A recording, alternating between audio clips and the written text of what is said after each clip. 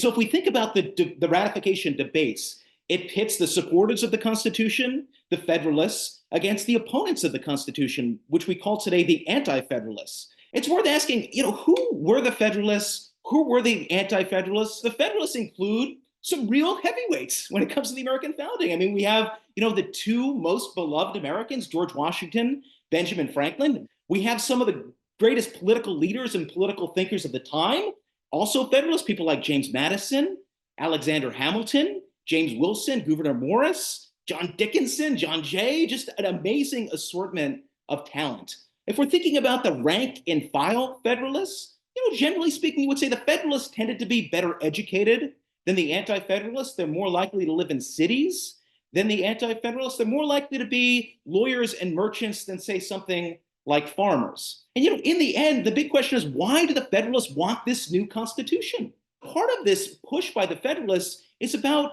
national security and safety. And so in part, what they're thinking about is we need a stronger national government, in part to make sure that that national government can do things like raise and pay an army to protect us from threats from abroad. So there's definitely a concern among the Federalists of making sure our nation is strong enough that we're not going to just get conquered by some European power coming over. Interestingly, the Federalists were also concerned about America becoming a second Europe. And so if we don't become a full nation where we integrate all the states in a strong union, what we're going to have is something like a bunch of independent nations. And the thought was, if you look to Europe, what happens when you have a bunch of small independent nations? You go to war all the time. You have conflicts. You can't really trade well with one another. Everything is defined by competition and conquest. And in the end, the Federalists are hoping for a union that can bring together the harmony of the states, bring the states together, have them work cooperatively on big national problems, and to keep the peace, to avoid war.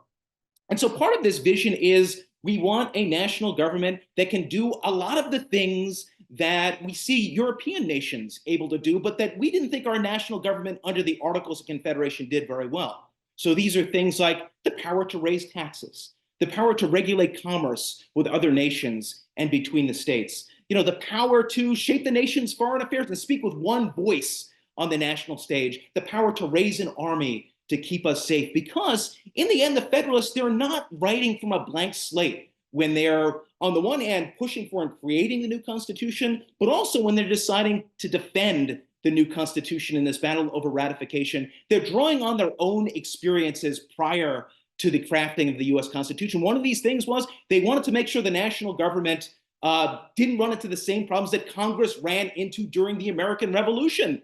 What we discovered in the American Revolution is if the national government can't force states to pay taxes, you're not going to have enough money then to do things like pay your soldiers and make sure to maintain your military.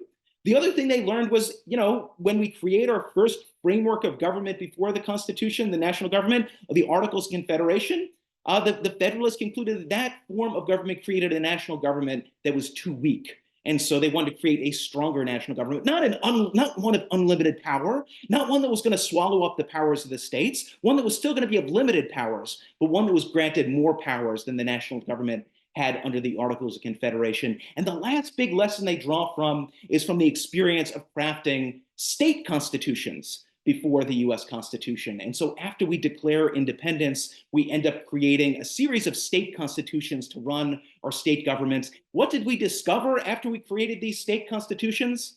Well, we did a pretty lousy job. For the Federalists, the big lesson of the state constitutions was that the state constitutions didn't get separation of powers and especially checks and balances right.